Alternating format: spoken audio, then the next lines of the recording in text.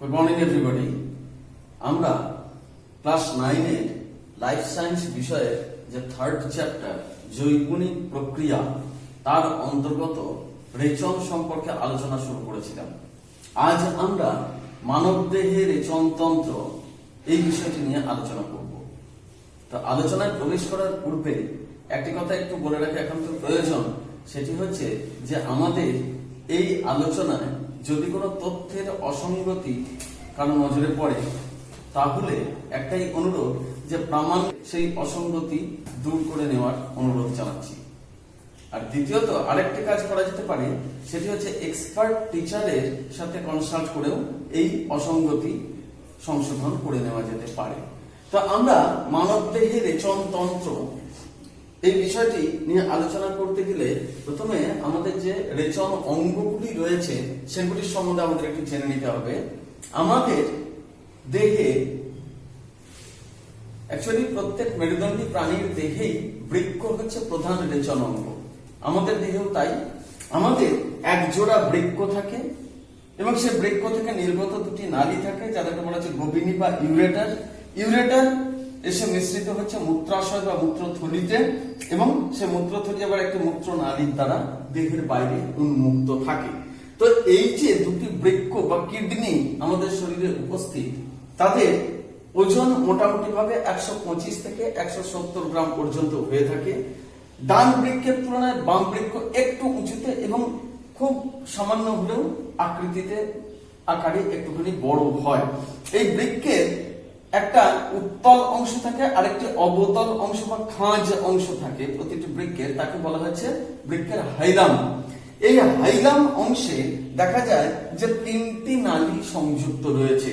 একটি হচ্ছে বৃক্কীয় ধমনী, আর হচ্ছে বৃক্কীয় শিরা, আর হচ্ছে দুটি গোবিনী, দুটি বৃক্ক থেকে উৎপন্ন হচ্ছে নালী দুটি উৎপন্ন হচ্ছে। তো এই বৃক্ক যেগুলি রয়েছে সেটি অবস্থান করছে কোথায় না উদর গহ্বরে একটু পিছনের দিকে, পিঠের দিকে মেরুদণ্ডের দুই পাশে দুটি বৃক্ক উপস্থিত রয়েছে, যেটি পেরিটোনিয়াম পর্দা দ্বারা নির্দিষ্ট স্থানে সেটি অবস্থান করে। তো এই বৃক্কের যে লম্বচ্ছেদ যদি করা যায় তাহলে দেখা যাবে যে তার চেহারাটা অনেকটা এরকম। শিম বীজের মতো আকৃতির যে বৃক্ক রয়েছে তার বাইরে একটা ক্যাপসুলের আবরণ রয়েছে। এই ক্যাপসুলের আবরণ এটা হচ্ছে বৃক্কীয় নাভি বা হাইলাম অঞ্চল, যেখানে দেখা যাচ্ছে ফানেলের মতো একটি অংশ রয়েছে, সেটাকে বলা হচ্ছে পেলভিস। এবং বৃক্কের লম্বচ্ছেদ করলে বাইরের দিকে একটা অঞ্চল দেখা যাচ্ছে, সেটাকে বলা হচ্ছে কর্টেক্স, এবং ভিতরের দিকে একটি অঞ্চল দেখা যাচ্ছে, তাকে বলা হচ্ছে মেডালা। এই কর্টেক্স অঞ্চল হচ্ছে অপেক্ষাকৃত গাঢ় লাল বর্ণের এবং মেডালা অঞ্চলটি হচ্ছে একটু হালকা লাল বর্ণের। এই মেডালা অঞ্চলে দেখা যাচ্ছে বৃক্কীয় পিরামিড উপস্থিত রয়েছে, অনেকগুলি পিরামিডের মতো অংশ এখানে উপস্থিত রয়েছে এবং সেখান থেকে নির্গত হচ্ছে সরু সরু নালী, যেগুলিকে বলা হচ্ছে বেলিনিন নালী। এই বেলিনিন নালীগুলি পরস্পর সংযুক্ত হয়ে তৈরি করেছে মাইনর ক্যালিক্স, অপেক্ষাকৃত মোটা নল সেটি। এই মাইনর ক্যালিক্স যেগুলি রয়েছে, সে মাইনর ক্যালিসেস, প্লুরাল নাম্বারে বলা যেতে পারে ক্যালিসেস, সেগুলি একত্রিত হয়ে তৈরি করেছে মেজর ক্যালিক্স। এবং সে মেজর ক্যালিসেস গুলি একত্রিত হয়েছে কোথায় না বৃক্কের যে পেলভিস অঞ্চল, অর্থাৎ যেখান থেকে গোবিনী উৎপত্তি লাভ করেছে সেখানে এসে সে ফানেলের মতো অংশে সেটি সংযুক্ত হয়েছে। এই বৃক্কের যে গঠনগত এবং কার্যগত একক তার নাম হচ্ছে নেফ্রন। নেফ্রন হচ্ছে সরু সরু চুলের মতো একটি অংশ যা এই বৃক্কের ভেতরে রক্তের পরিস্রাবক রূপে কাজ করে থাকে।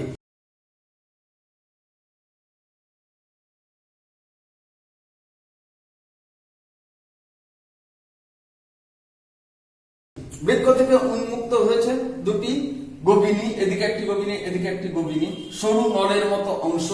এই নলাকার অংশ দুটি একত্রিত হয়েছে কোথায়? না কোটিদেশে পেলভিস অঞ্চলে একটি থলির মতো অঞ্চল রয়েছে, যা নাশপাতির মতো দেখতে, সেরকম একটি অংশে গিয়ে সেটি উন্মুক্ত হয়েছে, যেটাকে বলা হচ্ছে মূত্রাশয়। এই মূত্রাশয়ের যে গাত্র সেটি ডেট্রোসর পেশির দ্বারা গঠিত হয়েছে এবং শেষ প্রান্তে একটি সরু নলাকার মূত্রনালী উপস্থিত রয়েছে।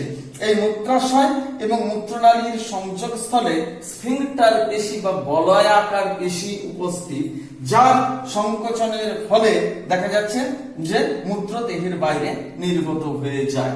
এই বৃক্ক দুটিতে কি হয়? না মূত্র উৎপাদিত হয়। কাদের সাহায্যে? বৃক্কের গঠনগত এবং কার্যগত একক হচ্ছে নেফ্রন। এই নেফ্রন কতগুলি সংখ্যা থাকে?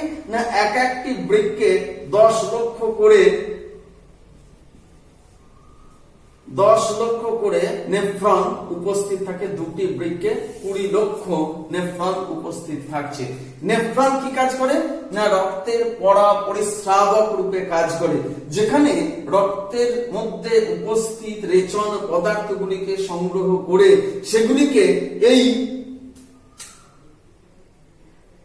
গবিনীর মাধ্যমে সেটিকে প্রেরণ করা হয় মূত্রাশয়ে। মূত্রাশয়ে সাময়িকভাবে মূত্র সঞ্চিত থাকে। 400 থেকে 500 মিলিলিটার মূত্র সঞ্চিত হওয়ার পর এর যে ধারণ ক্ষমতা মূত্রাশয়ের সেটি সম্পূর্ণ হয় এবং তখন অটোনমিক নার্ভের দ্বারা এই মূত্র ত্যাগের বেগ অনুভূত হয়।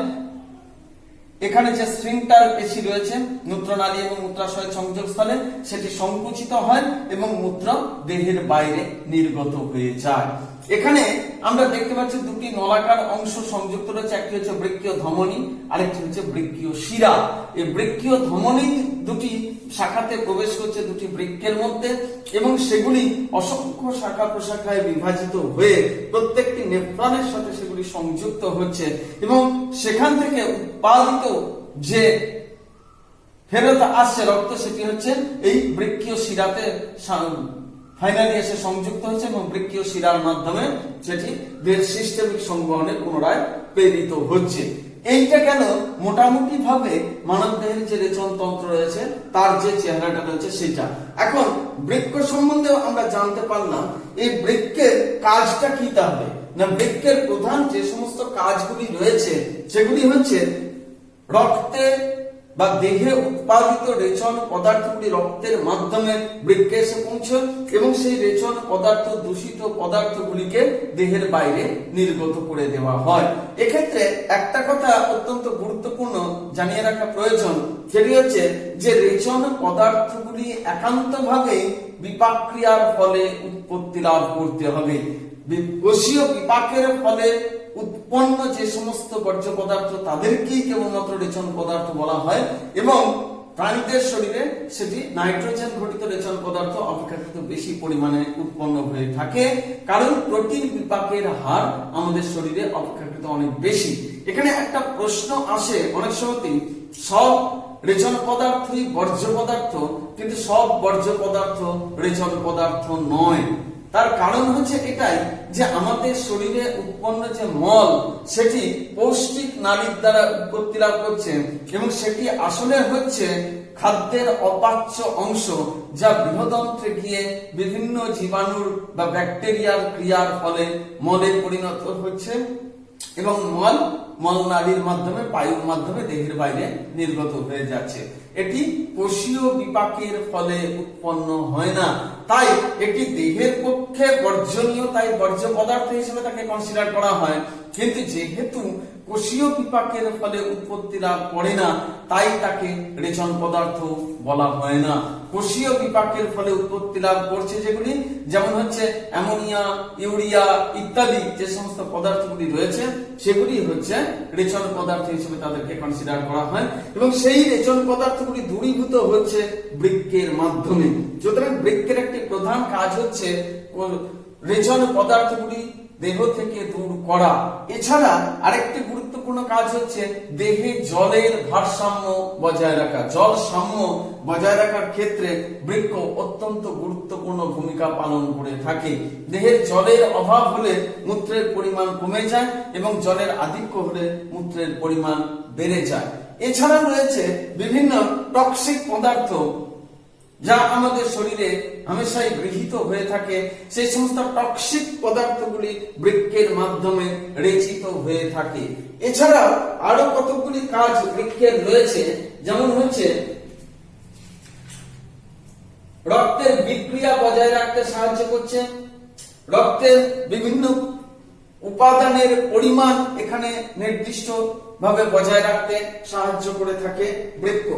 আর রেনিন, এরিথ্রোপয়েটিন এগুলি ক্ষরণ করে আর প্রোস্টাগ্ল্যান্ডিন প্রস্তুত করে। রেনিন, এরিথ্রোপয়েটিন ক্ষরণ করে এবং প্রোস্টাগ্ল্যান্ডিন প্রস্তুত করা বৃক্কের অন্যতম প্রধান কাজ। তো এই যে বৃক্ক রয়েছে, সে বৃক্কের গঠনগত এবং কার্যগত একক হচ্ছে নেফ্রন, যার সংখ্যা হচ্ছে প্রতিটি বৃক্কে 10 লক্ষ, অর্থাৎ মোট 20 লক্ষ নেফ্রন আমাদের শরীরে উপস্থিত থাকে। এই নেফ্রন এবার কিভাবে মূত্র উৎপাদন করছে সেই সম্পর্কে আমরা কিছু কথা আলোচনা করে নেব। নেফ্রন আগেই বলেছি যে অত্যন্ত সূক্ষ্ম চুলের মতো একটি অংশ। এই সূক্ষ্ম চুলের মতো কুণ্ডলীকৃত অংশগুলি কিভাবে বিন্যস্ত থাকে এবং তাদের কোন অংশের কি নাম সেটা আমরা একটু চট করে জেনে নেব। এখানে যে নেফ্রন রয়েছে তা দেখা যাচ্ছে যে গোটা নেফ্রনটিকে আমরা 2-3টে অংশে ভাগ করে নিতে পারি। যেমন হচ্ছে যে এদের একটি পিণ্ড আকারের অংশ থাকে যাকে বলা হচ্ছে ম্যালপিজিয়ান কণিকা। নেফ্রনের প্রধান দুটি অংশ, একটি হচ্ছে ম্যালপিজিয়ান কণিকা,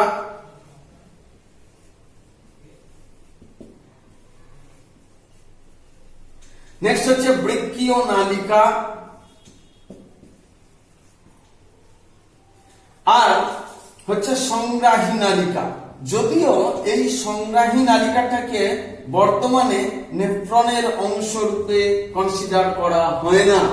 এই যে ম্যালপিজিয়ান কণিকা রয়েছে তার দুটি অংশ রয়েছে, কি কি? একটিকে বলা হচ্ছে বাউম্যানের ক্যাপসুল বা বাউম্যানস ক্যাপসুল,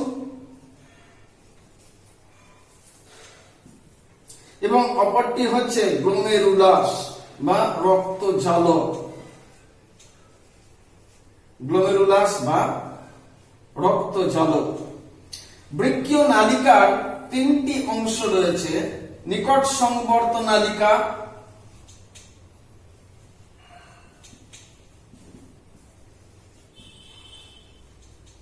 হেনলির লুপ, ইউ আকৃতির একটি হেনলির লুপ আমরা দেখতে পাই, আর হচ্ছে দূর সংবর্ত নালিকা, ডিস্টাল কনভলিউটেড টিউবিউল।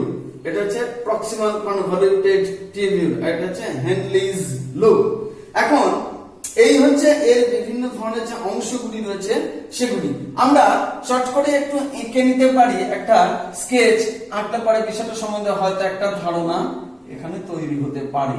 এইটা হচ্ছে কি না, এইটা হচ্ছে একটা বাউম্যানের ক্যাপসুল, একটা ক্যাপসুল আকারের একটা বাটির মতো জিনিস, একটি পাত্রের মতো, সেটাকে আমরা এখানে দেখতে পাচ্ছি। তার ভেতরে কি প্রবেশ করছে না, তার ভেতরে প্রবেশ করছে নিকট সংবর্ত, এর ভেতরে প্রবেশ করছে সেটা হচ্ছে যে একটি রক্তবাহ এখানে প্রবেশ করছে, আরেকটি রক্তবাহ এখান থেকে নির্গত হয়ে যাচ্ছে।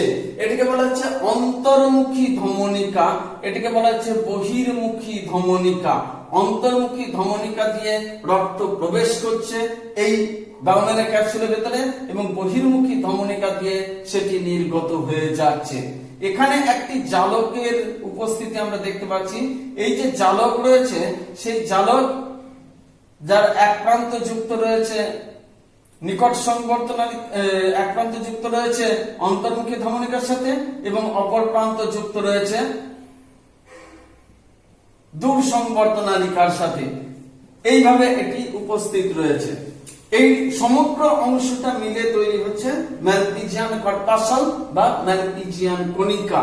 এই বাউম্যান ক্যাপসুলের তলদেশ থেকে দেখা যাচ্ছে যে কুণ্ডলীকৃত একটি নালিকা সৃষ্টি হয়েছে, যে কুণ্ডলীকৃত নালিকাটি এখান থেকে উৎপত্তি লাভ করেছে, উৎপত্তি লাভ করে এরকম ভাবে পেঁচানো নালী হিসেবে সেটি নির্গত হয়েছে এবং তারপর সেটি দেখা যাচ্ছে যে দীর্ঘ একটি নলাকার অংশের সৃষ্টি করেছে, অনেক লম্বা একটি নলাকার অংশের সৃষ্টি করেছে, করে সেটি দেখা যাচ্ছে যে একেবারে নিচ পর্যন্ত গিয়ে সেটি আবার উপরে উঠে এসেছে,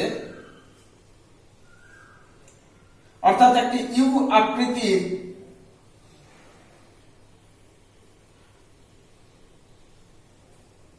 গঠন এখানে আমরা দেখতে পাচ্ছি। ইউ আকৃতির গঠনটি আমরা এখানে দেখতে পাচ্ছি এবং তারপরে দেখা যাচ্ছে সেটি আবার একটু চওড়া হয়ে গিয়েছে, চওড়া হয়ে গিয়ে সেটি অপেক্ষাকৃত কম পেঁচানো হয়ে শেষ পর্যন্ত দেখা যাচ্ছে সেটি গিয়ে সংগ্রাহী নালিকার সাথে সংযুক্ত হয়েছে। এই সংগ্রাহী নালিকার উপরের অংশটি হচ্ছে অপেক্ষাকৃত সরু এবং যত নিচের দিকে নেমেছে তত সেটি আবার দেখা যাচ্ছে চওড়া হয়েছে এবং একটি সংগ্রাহী নালিকার সাথে দেখা যাচ্ছে যে অনেকগুলি এরকম বৃক্কীয় নালিকা সংযুক্ত হয়ে থাকে।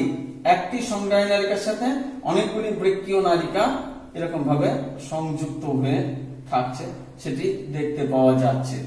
তো এইটা গেল একটা নেফ্রনের একটা স্বাভাবিক যে গঠন রয়েছে সেটা আমরা এখানে দেখতে পাচ্ছি।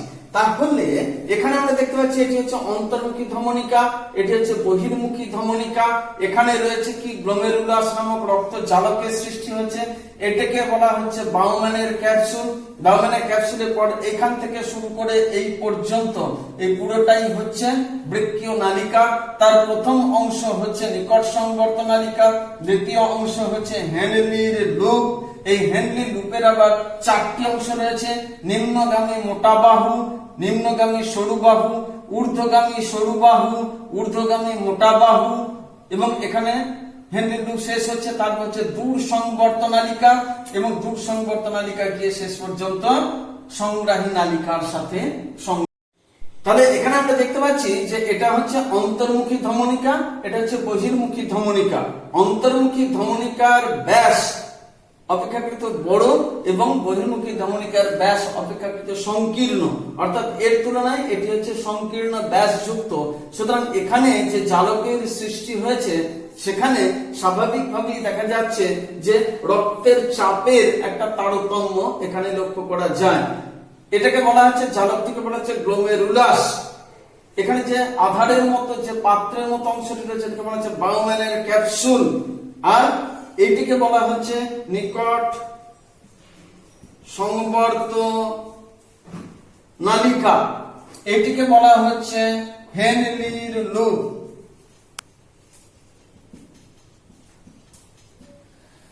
এই যে অংশটি রয়েছে এটিকে বলা হচ্ছে দূর সংবর্ত নালিকা,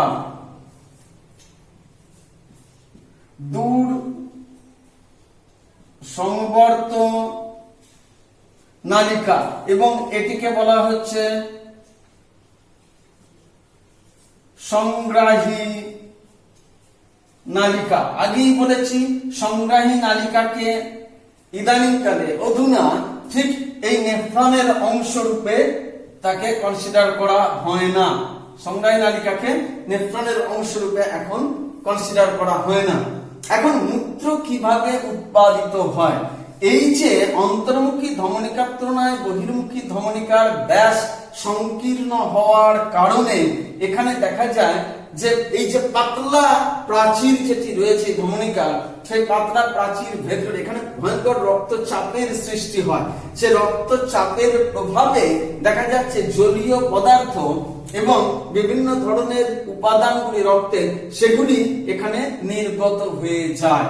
প্রোটিন ছাড়া বাকি অন্যান্য রেচন পদার্থ এবং জলীয় পদার্থ গ্লুকোজ ইত্যাদি সবই বিভিন্ন আয়ন, সোডিয়াম, পটাশিয়াম, ক্লোরিন ইত্যাদি সমস্ত আয়নগুলি এখানে নির্গত হয়ে যায় ওই রক্তজালকের পাতলা প্রাচীরকে ভেদ করে।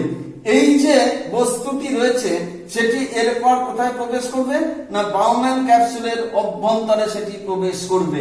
বাউম্যান ক্যাপসুলের যে প্রাচীরটি রয়েছে সেটি অত্যন্ত পাতলা একটি কোষের আস্তরণ নিয়ে গঠিত হয়েছে এবং এটির সাথে দেখা যাচ্ছে এই যে রক্ত জালক রয়েছে তার যে প্রাচীরটা রয়েছে সেটি প্রায় সংযুক্ত থাকে এবং এর ভেতর থেকে এখানে ওই পরিশ্রুত পদার্থটি নির্গত হয়ে যায়।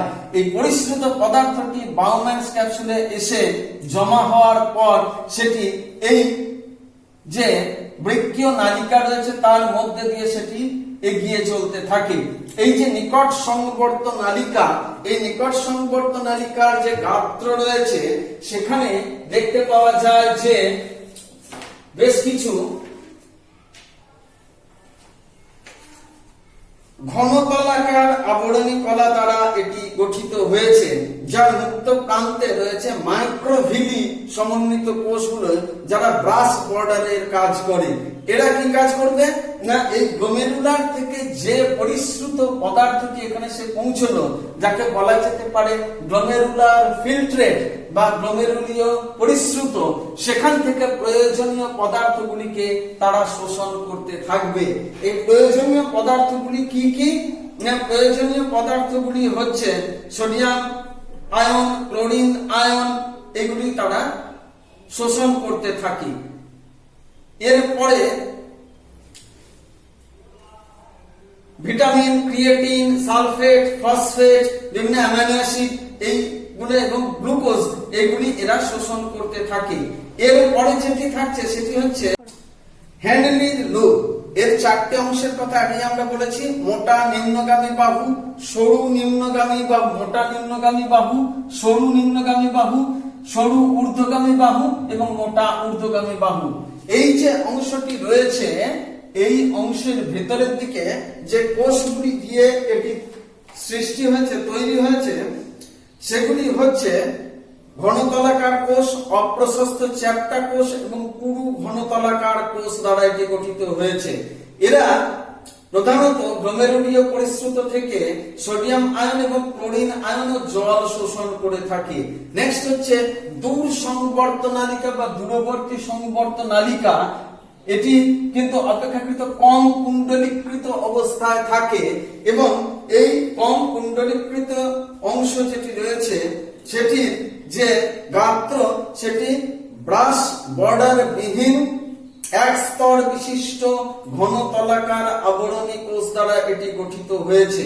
এটি জল, bicarbonate, sodium ion, chlorine ion প্রভৃতি শোষণ করে এবং হিপিউরিক অ্যাসিড প্রভৃতি এরা গ্লোমেরুলীয় তরলে ক্ষরণ করে। এরপর আসছে সংগ্রাহী নালিকা। এই দূর সংবর্ত নালিকাটি শেষ পর্যন্ত সংগ্রাহী নালিকার সাথে সংযুক্ত হয়। এই সংগ্রাহী নালিকাতে অনেকগুলি নেফ্রনের যে বৃক্কীয় নালিকা সেগুলি এখানে সংযুক্ত হয়। নিচের দিকটি ক্রমশ মোটা হয়ে শেষে বেলিনিন নালী গঠন করে। বেলিনিন নালী কয়েকটি সংযুক্ত হয়ে মাইনর ক্যালিক্স গঠন করে। কয়েকটি মাইনর ক্যালিসেস একত্রিত হয়ে মেজর ক্যালিক্স গঠন করে। কয়েকটি মেজর ক্যালিসেস একত্রিত হয়ে বৃক্কীয় পেলভিস অঞ্চলে সংযুক্ত হয় এবং সেখান থেকে উৎপত্তি লাভ করে যে ইউরেটার বা গোপিনী, সেটি ওখান থেকে উৎপত্তি লাভ করে থাকে। তো এইভাবে দেখা যাচ্ছে যে ধীরে ধীরে ওই গ্লোমেরুলীয় পরিশ্রুত থেকে প্রয়োজনীয় পদার্থগুলি দেহ পুনরায় শোষণ করে নিচ্ছে। শোষণ করে নেওয়ার পরে যে অংশটি পড়ে থাকছে সেটি হচ্ছে জল এবং অন্যান্য জল এবং তার সাথে মিশ্রিত থাকছে বিভিন্ন প্রকারের রেচন পদার্থ আর নেফ্রনের বিভিন্ন অংশ থেকে খড়িত পদার্থ। যে সমস্ত খড়িত পদার্থগুলি রয়েছে সেগুলি হচ্ছে কি রেনিন, এরিথ্রোপয়েটিন ইত্যাদি কতগুলো অংশ খড়িত থাকে। এছাড়া হিপিউরিক অ্যাসিড, ক্রিয়েটিনিন এগুলিও এর সাথে মিশ্রিত হয়ে মূত্র উৎপাদন করে। সাধারণভাবে দেখা যায় যে প্রতি মিনিটে 1 মিলিলিটার মূত্র উৎপাদিত হয়ে থাকে এবং এখানে এই বৃক্কীয় নালীর যে পুনঃ শোষণ, সেক্ষেত্রে একটা অত্যন্ত গুরুত্বপূর্ণ হরমোনের কথা আমাদের একটু আলোচনা করে নেওয়া দরকার। সেটি কি না, সেটি হচ্ছে ADH বা অ্যান্টি ডাইইউরেটিক হরমোন। এটি পিটুইটারি গ্রন্থি থেকে খরিত হচ্ছে ADH। সেই ADH এর প্রধান কাজ হচ্ছে এই যে দূরসংবর্তনালিকার গাত্র দ্বারা যে জল শোষিত হচ্ছে, সে পুনরায় শোষিত হচ্ছে, সেই জল পুনঃশোষণের ক্ষেত্রে ADH এই হরমোনটি অত্যন্ত গুরুত্বপূর্ণ ভূমিকা পালন করে থাকে। সাধারণভাবে দেখা যায় সারা দিনে 24 ঘন্টায় প্রায় 180 লিটার গ্লোমেরুলার পরিশ্রুত উৎপন্ন হয়ে থাকে, সাধারণত এটি দেখা যায়। কিন্তু এখান থেকে মাত্র 1.5 লিটার মূত্র উৎপাদিত হয় এবং বাকি 178.5 লিটার এই গ্লোমেরুলার ফিল্ট্রেটটি পুনরায় শোষিত হয়ে যায় এবং সেই কাজের জন্য প্রধানত দায়ী হচ্ছে ADH বা অ্যান্টি ডাইইউরেটিক হরমোন। এটি যদি কম খরিত হয় আমাদের শরীরে, তাহলে বৃক্কীয় নালীর পুনঃশোষণ বাধাপ্রাপ্ত হবে, অর্থাৎ বেশি পরিমাণে মূত্র উৎপাদিত হতে থাকবে এবং বহুমূত্র রোগ দেখা দেবে। সেই ধরনের বহুমূত্র রোগকে বলা হয় ডায়াবেটিস ইনসিপিডাস বা শর্করা বিহীন বহুমূত্র হিসেবে তাকে কনসিডার করা হয়ে থাকে বা বলা হয়ে থাকে। এটি গেল মানব দেহে যে মূত্র উৎপাদনের পদ্ধতি রয়েছে, অর্থাৎ এইভাবে বিন্দু বিন্দু আকারে মূত্র উৎপাদিত হয়ে সেটি ইউরেটার বা গভীরের মাধ্যমে পৌঁছে যাচ্ছে মূত্রথলিতে এবং সেখান থেকে মূত্রনালীর মাধ্যমে দেহের বাইরে নির্গত হয়ে যায়। তো এইটি গেল প্রধান যে রেচন অঙ্গ রয়েছে মানুষের, সেটির সম্বন্ধে আমরা আলোচনা করলাম। তা বাদে আরো কতগুলি সহায়ক রেচন অঙ্গ রয়েছে আমাদের শরীরে, সেগুলোর সম্বন্ধে আমাদের একটুখানি জেনে নেওয়া প্রয়োজন রয়েছে। এই যে সহায়ক রেচন অঙ্গগুলি রয়েছে তারা হলো, যেমন হচ্ছে ফুসফুস। ফুসফুসের মাধ্যমে নিঃশ্বাস প্রক্রিয়ায় কার্বন ডাই অক্সাইড নির্গত হয়ে যায়। আমরা জানি যে এই কার্বন ডাই অক্সাইড গ্লুকোজ বিপাকের ফলে কোষে কোষে উৎপন্ন হচ্ছে। কোষ থেকে কার্বন ডাই অক্সাইড শেষ পর্যন্ত সংবহন তন্ত্রের মাধ্যমে ফুসফুসে এসে পৌঁছায় এবং ফুসফুস এই কার্বন ডাই অক্সাইডকে দেহের বাইরে নির্গত করে দেয়। সুতরাং ফুসফুসকে আমরা একটা আনুষঙ্গিক রেচন অঙ্গ হিসাবে কনসিডার করতে পারি। এছাড়া আরেকটি রয়েছে, সেটি হচ্ছে ত্বক। ত্বকের মাধ্যমে গ্রীষ্মকালে প্রচুর পরিমাণে ঘর্ম নিঃসরণ হয়। ত্বকে ঘর্ম গ্রন্থি থাকে, সেই ঘর্ম গ্রন্থি থেকে ঘর্ম নিঃসরণ হচ্ছে, যার মধ্যে জলের সাথে কি থাকছে, সোডিয়াম ক্লোরাইডের লবণ থাকছে এবং বিভিন্ন প্রকারের যে রেচন পদার্থ সেগুলিও কিছু পরিমাণে এর দ্বারা নির্গত হয়ে থাকে। ত্বক থেকে সেরুমেন নামক যে রেচন পদার্থ সেটিও নির্গত হয়ে থাকে। এছাড়া আরো যে আনুষঙ্গিক রেচন অঙ্গ রয়েছে, যেমন হচ্ছে যকৃৎ। যকৃৎ হচ্ছে আরেকটি আনুষঙ্গিক রেচন অঙ্গ, যকৃৎ বা লিভার। এটিকে দেহের জৈব রসায়নাগার হিসেবে অভিহিত করা হয়ে থাকে। তার কারণ হচ্ছে যকৃতে বহু ধরনের জৈব রাসায়নিক বিক্রিয়া সংঘটিত হয়, যার মধ্যে একটি অন্যতম হচ্ছে লোহিত রক্তকণিকা বিশ্লিষ্ট হয়ে হিমোগ্লোবিন অংশটি ভেঙে যায়। হিমোগ্লোবিনের দুটি অংশ, হিম এবং গ্লোবিন অংশ। এই গ্লোবিন অংশ থেকে অর্নিথিন চক্রের মাধ্যমে দেখা যায় অ্যামোনিয়া উৎপাদিত হয় এবং সেখান থেকে ইউরিয়া উৎপাদিত হয়।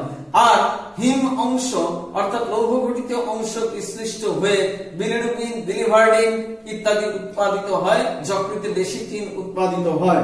এই বিলিরুবিন ইত্যাদি রক্ত থেকে নির্গত হয়ে সেটি রেচন পদার্থ হিসেবে সেটি পৌষ্টিক নালীর মাধ্যমে দেহের বাইরে নির্গত হয়ে যায়। এগুলি আনুষঙ্গিক রেচন অঙ্গ হিসেবে এদেরকে কনসিডার করা হয়ে থাকে। তো মূত্র যেটি রয়েছে সেটি প্রধান যে সমস্ত উপাদানগুলি রয়েছে, সেই মূত্রের প্রধান উপাদানগুলিকে আমরা যেটা বলতে পারি আমরা, সেটি হচ্ছে কি না, জল থাকছে প্রচুর পরিমাণে, এর সাথে দেখা যাচ্ছে সোডিয়াম ক্লোরাইড থাকছে, আর কি থাকছে বিভিন্ন ধরনের যে রেচন পদার্থ, যেমন urea, ammonia, uric acid, creatinine, hippuric acid, ketone body, acetone ইত্যাদি পদার্থগুলি এখানে নির্গত হয়ে থাকে। আর লবণ হিসেবে sodium chloride, potassium chloride, sulphate, phosphate, magnesium, calcium, iron এগুলিও নির্গত হয়ে থাকে। তো এটা গেল মূত্রের স্বাভাবিক যে সমস্ত উপাদানগুলি রয়েছে সেগুলি। কিছু কিছু ক্ষেত্রে মূত্রে অস্বাভাবিক উপাদানও দেখতে পাওয়া যায়, যেমন হচ্ছে মূত্রের অস্বাভাবিক উপাদান,